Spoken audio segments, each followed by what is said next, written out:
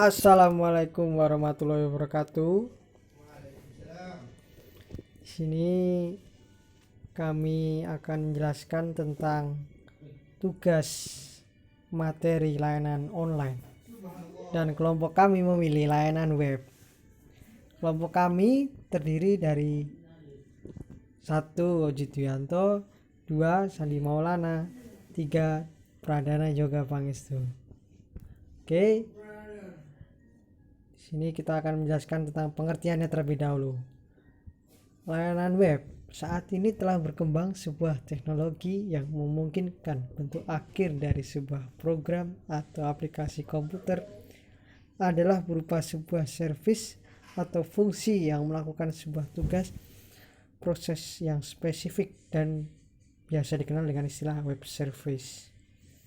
Web service diartikan sebagai sepotong atau sebagian informasi atau proses yang dapat diakses oleh siapa saja, kapan saja, dengan menggunakan piranti apa saja.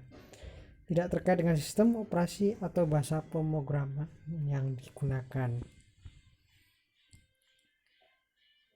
Lalu, hal ini dimungkinkan karena web service berkomunikasi menggunakan sebuah standar format data yang universal yaitu XML dan menggunakan protokol SOAP. Karena web service menggunakan format data XML, maka web service juga mewariskan sifat multi-tier dari XML sehingga memungkinkan terjadinya integrasi antara web service atau aplikasi. Ya, di sini kita akan jelaskan juga model dari sebuah web service didasarkan pada interaksi antara 3 komponen yang berperan dalam web service. Apa saja? 1. Service provider, 2. Service registrar, 3. Service requester atau consumer. Lalu interaksi yang terjadi antara ketiga komponen di atas juga melibatkan operasi publish, find, and bind. Ya, XML atau bisa disebut Extensible Markup Language merupakan sebuah markup language untuk dokumentasi terstruktur. Dokumen-dokumen terstruktur adalah dokumen-dokumen yang mempunyai isi, konten, serta indikasi yang menyatakan makna dari konten tersebut. XML mempunyai kelebihan sebagai berikut. Pertama, tidak tergantung pada platform atau sistem operasi yang digunakan. Hasil pencarian data lebih akurat. Dokumen XML dapat diterjemahkan ke dalam beberapa format yang berbeda karena dalam XML ada 6 jenis markup yang bisa muncul dalam sebuah dokumen XML, yaitu 1. Elemen dan atribut. Elemen menyatakan sifat dari konten yang dilingkupinya, sedangkan atribut merupakan pasangan dari nama nilai yang muncul dalam teks setelah nama elemen. Lalu ada 2. Setelah itu ada entity reference, digunakan sebagai tanda markup, dapat dimasukkannya ke dalam dokumen XML dan dianggap sebagai konten. Lalu ada komen atau komentar yang memungkinkan dokumen. Lalu ada SUAP yang merupakan protokol yang digunakan untuk mempertukarkan data atau informasi dalam format XML. Karena SUAP menggunakan HTTP dan XML, maka SUAP memungkinkan pihak-pihak yang punya platform sistem operasi dan pengguna yang berbeda dapat saling mentukarkan datanya. Pada dasarnya, SUAP mengikuti model transmisi pesan HTTP yang bersifat request dan respon, di mana parameter SUAP request diletakkan dalam HTTP request dan parameter SUAP respon diletakkan dalam HTTP respon juga. Oke.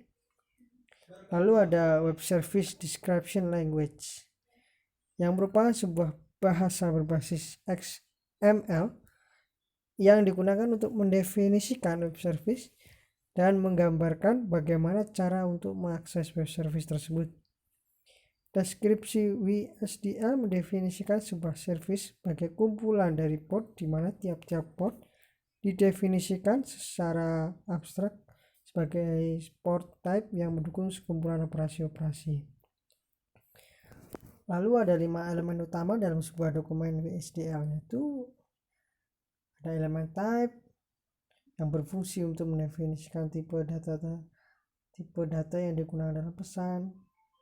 Ada elemen message berfungsi untuk mendefinisikan format dari sebuah pesan. Lalu ada elemen port type yang berfungsi mendefinisikan sekumpulan operasi. Tiap elemen mendefinisikan sebuah operasi dan pesan masukan atau keluaran yang berkaitan dengan operasi tersebut. Nah, di sini ada gambar di diagram use case dan diagram kelas. Ini di sini kita pertama customer atau user. Kita browsing, mendaftar, lalu login, order pesanan motor. Contoh. Lalu ada konfirmasi pesanan, pembayaran, pengiriman, laporan, dan penjualan. Untuk admin, nanti kita bisa mengakses di bagian sebelum kita mengakses, kita login dulu, lalu kita bisa mengkonfirmasi pesanan dan lalu mengaturnya. Ya, kita ke akhir dari PPT kali ini, materi kali ini. Kesimpulannya adalah menunjukkan implementasi web service dalam pengembangan aplikasi klien dan integrasi antara web service yang menggambarkan suatu sistem multi-tier. Web service ternyata sangat efektif untuk digunakan karena metode atau fungsi dalam web service dapat langsung digunakan untuk mengembangkan aplikasi. Service provider hanya melewatkan request dari klien ke service provider yang bersangkutan untuk diproses dan memberikan hasil pemrosesan dari service provider kembali ke klien. Web service dapat berjalan pada sistem operasi yang berbeda-beda dengan sistem operasi di mana web service tersebut dikembangkan. Oke, sekian dari presentasi PowerPoint kami tentang layanan web. Mohon maaf bila ada kekurangan dan salah kata ataupun yang lainnya. Terima kasih. Wassalamualaikum warahmatullahi wabarakatuh.